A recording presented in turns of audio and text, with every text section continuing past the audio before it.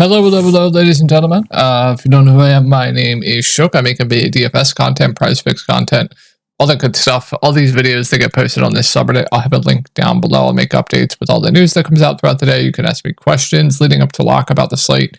Pretty much anything you need, I'll have this link down below. And if you ever need to get a hold of me, you can get a hold of me on Twitter right here. Through Messenger is completely fine, or Reddit Messenger, either or in the comment section. That's probably the fastest way to reach me if you ever need something, assuming it's not personal, right?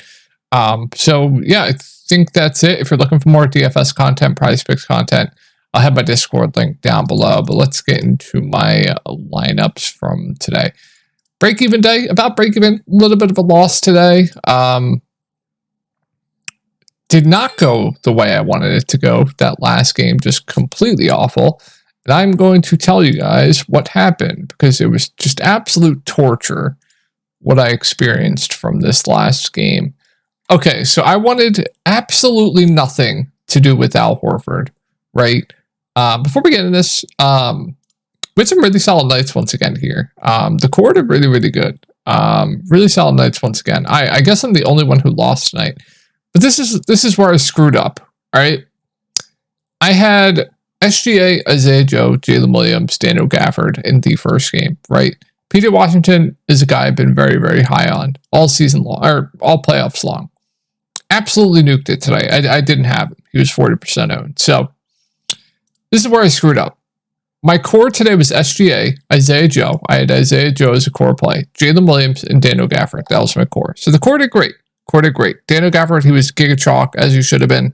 Didn't really hurt too much, him having a bad game at that price point. But this is where I messed up. I played Isaiah Joe at shooting guard, which what I should have done was play Jalen Williams down here at forward and Isaiah Joe at shooting forward. Then what I could have done is had a lot more movability in my lineup, because after the Allen news came, I was pretty much stuck. Like, I wasn't fading at least one of Donovan Mitchell or Tatum. I was getting to at least one of them. And then if you plug them in, if you look at my lineup, that's going to leave me with like 5 to 6K remaining. So like forward, there was nobody in forward besides PJ Washington who locked. So I was pretty much stuck with Al Horford in both lineups, who I absolutely hated today. I really did not like Al Horford today. Because I explained it in my video, like, he's not getting all his minutes at the 5, and I got stuck with him. I hated it. It's what cost me today, unfortunately.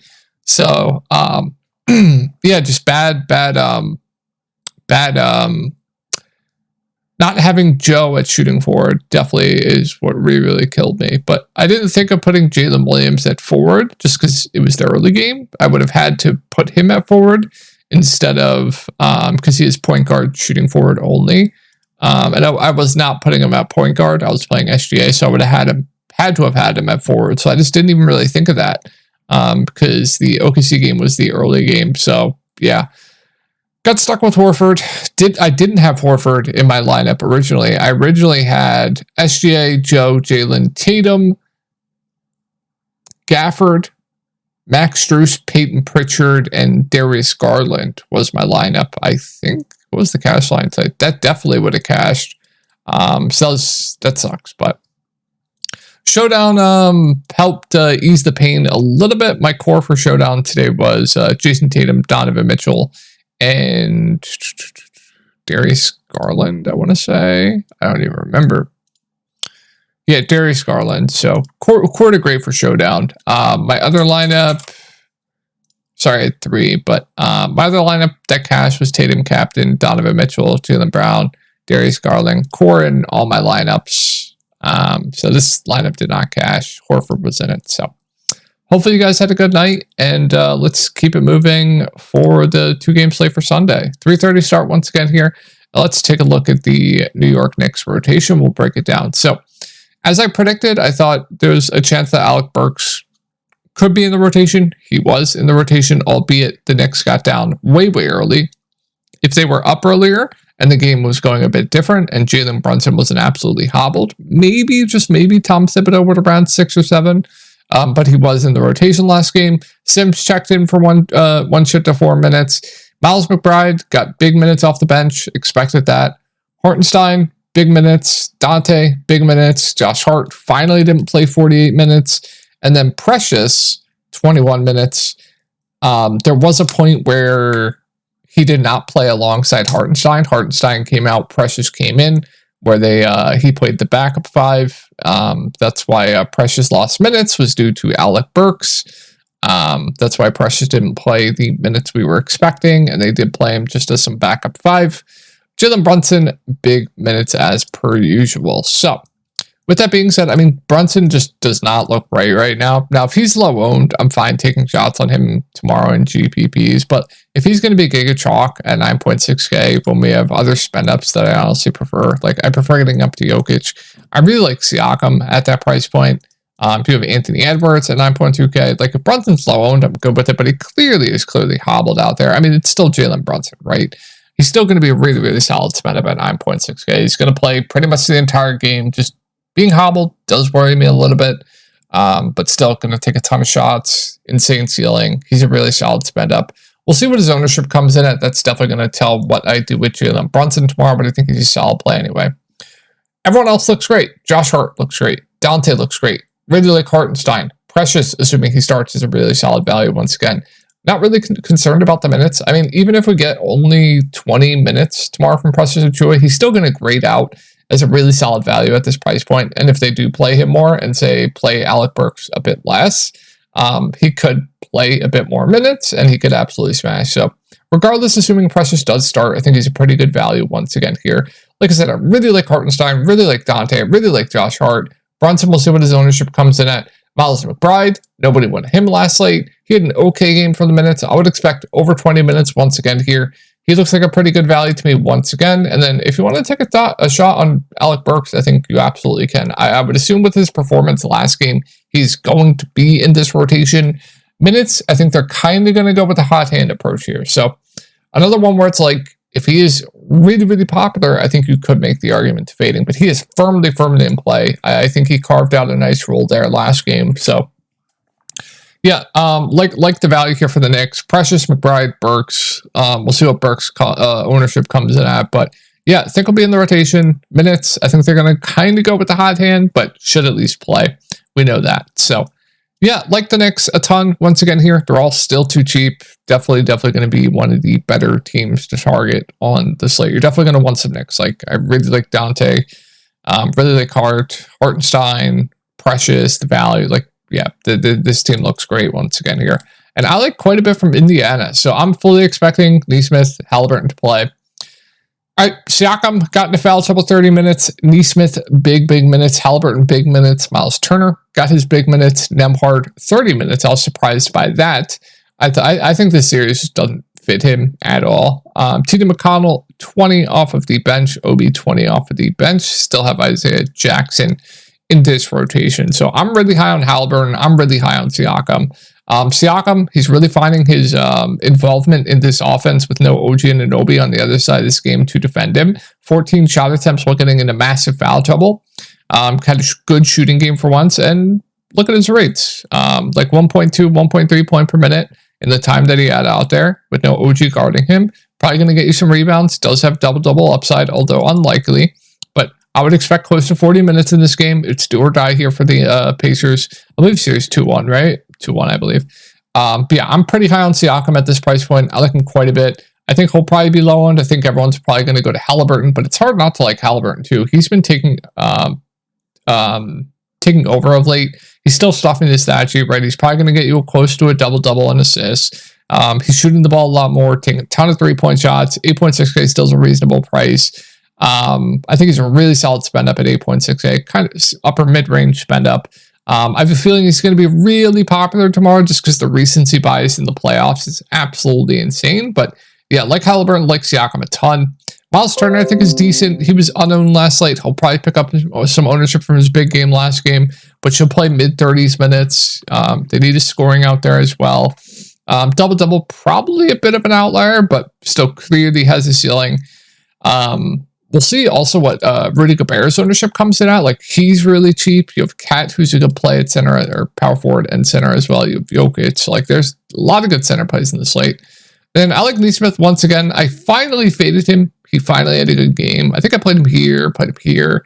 Just bad games all around. But the good thing with Nesmith is he's just going to play pretty much close to 40 minutes. Not going to ton out there, but he's 5K. He's cheap. Going to play close to 40 minutes. I think he's solid for value. Don't mind it.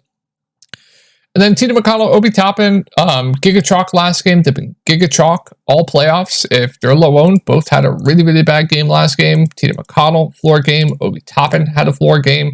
I like them as bounce back candidates here, especially if nobody's going to play either of them because they were chalk and busted last slate. Wish they were a bit cheaper, but I think both are good contrarian values. Ben Shepherd, if you need a dart, is fine. Isaiah Jackson keyword should be in the rotation and play whenever Miles Turner is out. He is a playable large field GPP dart if you want to. I probably honestly prefer Jackson to Shepherd if you were playing one. The only downside is he is center only. That's literally the only downside. So, yes, we're on to Denver. Fully expect everyone to play. Maybe Reggie Jackson doesn't play. He injured himself dunking the ball in garbage times. Like, maybe he sits. If he sits, maybe like a bump to like a Justin Holiday possibly. But, yeah, let's take a look at the Denver rotation before the blowout last game. I mean, these guys were on pace for just absurd minutes. Absurd. Down 0-2. Needed a win. They got the win. They were on. Look at these minutes. Jamal Murray on pace for like 44 minutes. Aaron Gordon on pace for 40. KCP on pace for 42-ish. Jokic on pace for like 44 or 45. Michael Porter Jr. on pace for close to 40. They just ran a really tight rotation here. Basically a 7-man rotation. So I would expect that to continue here. With that being said, I mean, if you're going to get close to 44 minutes of Nikola Jokic here, I think he looks phenomenal. I absolutely love Jokic. He's probably my favorite spend up on the slate. I'm probably going to play him tomorrow. I absolutely love him. Going to get you most likely close to a triple-double. Going to get you a double-double at least. Only had, I want to say like 6 points going into the half and still was absolutely smashing. I love Jokic. Really, really good play. Jamal Murray's at a price point where I actually like him. Now, he's probably going to be chalked tomorrow after the good game, but finally bounced back. Probably going to shoot the ball 20-plus times. Looked a little bit better with the calf injury, so I don't mind him. He does seem a bit too cheap at 7.5K. Mike Porter Jr., Aaron Gordon is like Spider-Man gift. They're like fine. They're fine filler plays for me. If I had to play one straight up, it would be Michael Porter Jr. If I had to pick 1 point per dollar, it might be Aaron Gordon, but both fine filler plays to me. Not going to go out of my way to play them, but they are fine. It's like the last pieces in for me. KCP, kind of similar to like McDaniels. I'd much, much rather play McDaniels. I know he had a good game last game. He was on pace to play pretty much the entire game, so that's the good thing. Hey, McDaniels should play an absolute boatload of minutes. Like, that's fine. Don't mind it. I do prefer McDaniels on the other side of this game, but playable. And then if you need a dart, I don't mind Justin Holiday at 3.2K. Should play around 20 minutes. Not going to be a good point per minute guy out there, but he is 3.2K. 20 minutes, fine. Playable. All right, let's move on to Minnesota. So Rudy Gobert, I want to say, got into some foul trouble. Yeah, he got into foul trouble. That's why I only saw 27 minutes there.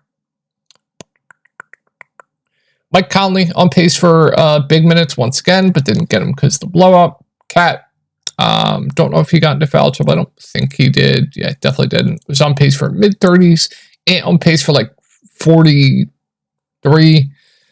And you saw the bench guys. McDaniels got into foul trouble as well, so you have to toss that out the window. So looking at the price points, love it at 9.2K. Insane ceiling, good defender, can rack up steals, rack up blocks, going to play big minutes. I mean, there's nothing bad to say about him. I think he's really, really good. I think Jokic is my favorite spin up on the slate, but Ant could be right behind him. Same with the Indiana guys, Brunson. Like, everyone's really, really solid. And I think the price points on the bigs are just far too cheap. I think Rudy Gobert at 6.5K, way too cheap. I think Karl Anthony Towns at 6.9K, too cheap. No, he had a bad game last game. I think both look really, really solid. I do prefer Gobert to Cat point per dollar. Prefer Cat straight up, but it's very, very close. I really like both the bigs here. And a guy that I've been absolutely in love with every single slate is going to be Mike Conley. I'd like him quite a bit once again here. His role in the playoffs, much, much different, right? You can see his peripherals going way, way up. The minutes going way, way up compared to the regular season. So you're getting mid-30s minutes of Mike Conley with his role right now in the playoffs. He is still too cheap. He should be like a 6K player. So very, very safe floor with the ceiling. Very high on Mike Conley and GPPs once again here. Then we get into the value. I think McDaniels is one of the better value plays in the slate, and I don't think anyone's going to play him tomorrow. Just the sheer amount of minutes he's probably going to play with the floor. Can grab you a couple of rebounds as well. They need him out there for defense, so just very, very safe value. I think he's a really solid value. And then NAW, I think is decent. Naz Reid, playable with the ceiling. I'm not going to play Kyle Anderson. So I think that's going to do it for the slate, guys. Hopefully you guys had a good night tonight. If you want more in-depth stuff where I give you guys cores, more in-depth videos, my Discord link will be down below.